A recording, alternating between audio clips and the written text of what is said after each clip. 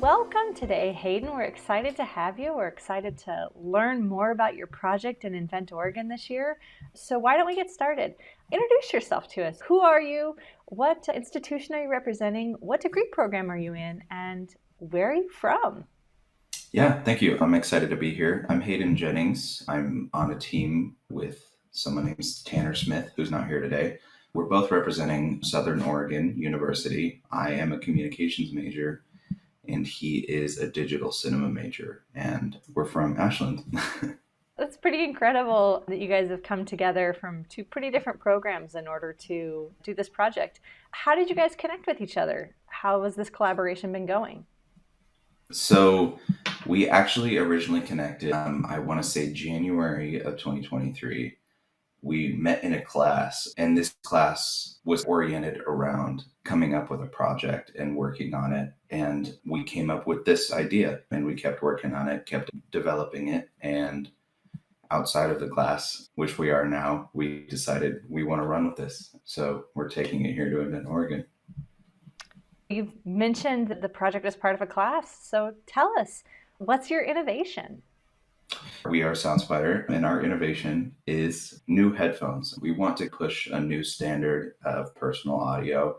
We want to bring immersion that has existed in things like movie theaters, at home speakers, and bring that to headphones. Can you tell us a little bit further about what was the inspiration to take this project on past it being part of a class? So it's interesting. Originally, I am a big music fan, and it all came from how can I listen to music better? And I did the whole kind of write the plans down on a napkin in the middle of the library. I came up with this idea to have 18 speakers into the headphones. And originally it was a flat design. It looked completely different. It's 90% editing, 10% creating. So we, over time, continued developing it and working with it. Sounds like this is a pretty technical project you've taken under. What kind of support system have you built around yourselves to be able to continue working on this? Tanner and I both have a good amount of technical expertise, even though we are a communications and digital cinema major. We're not engineers, but we have a lot of people in our circle who we can ask questions. Eric Palmer, who is our professor down here at SOU, we've been able to come to him for a lot of questions. We've been able to just keep developing by continuing to work at it, and dedication is what's really gotten us to this point. It's wonderful that you've built so much support around you.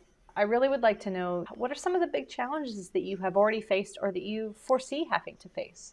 So we've gone over a couple hurdles over our prototype production phase. One of the problems I can identify is that this is something that hasn't really been done before. So a lot of what we're doing is research, testing, doing research, testing again, and continuing to better that product. And of course, we've hit a couple technical roadblocks here and there, but luckily Tanner and I both have the ability to adapt to that. And I can thank Tanner for most of that. He's got a wonderful mind when it comes to technical stuff, and we've been able to make it all work. With this being such a technical project, it seems like it has an interesting market. Where did you guys get the inspiration to go down this path to do this project? I would say for Tanner and I both, we just connected. We were able to realize that we have the same brain when it comes to working on creative projects. And it's that dedication. We took this and we realized, hey, there's something here that we can work with. Neither, like I said, neither of us are engineers. Neither of us are crazy technical people. It was an interesting route for both of us, but it was one that we were excited about because we knew that we had a team and a support system to go into it. And we've had great results so far, and we're excited for what the future brings with SoundSpider.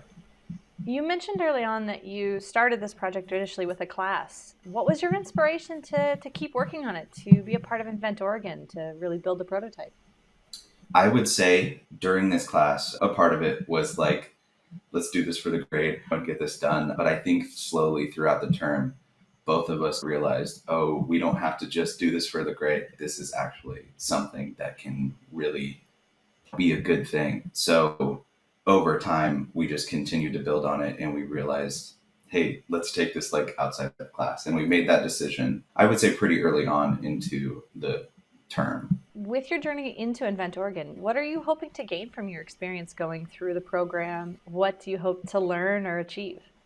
Some of our number one things are meeting people and learning from people. I think for Tanner and I both, we have business experience, but we're both not super into the business world. So we've been extremely excited to have this opportunity. We've tried to keep our eyes and ears open as we go into everything Invent Oregon. As the finals are coming up, what is the most important thing you want the judges to understand about your innovation? What really sets you apart from your competitors?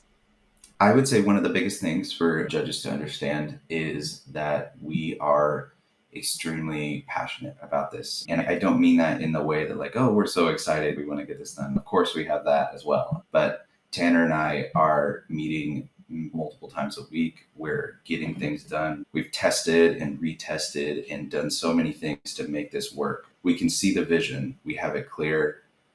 So I would say that passion and that drive and that kind of almost stubbornness to get this done and to have a good product is a really important thing for us. I'm certain that's going to come through when you're pitching on the stage. I have one final question before we wrap up.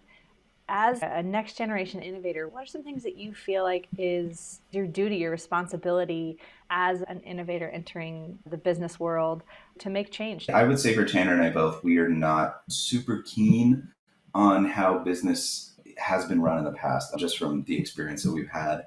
So I think going into this, one of the number one things that we've kept in mind through the whole process is ethics and doing things as ethically as possible. We want to be environmentally sustainable. We want to be helping local communities. We want to be supporting other businesses. We don't want that like Shark Tank Fortune 500 attitude when it comes into business. We want to be able to support other people and really create a community around our business.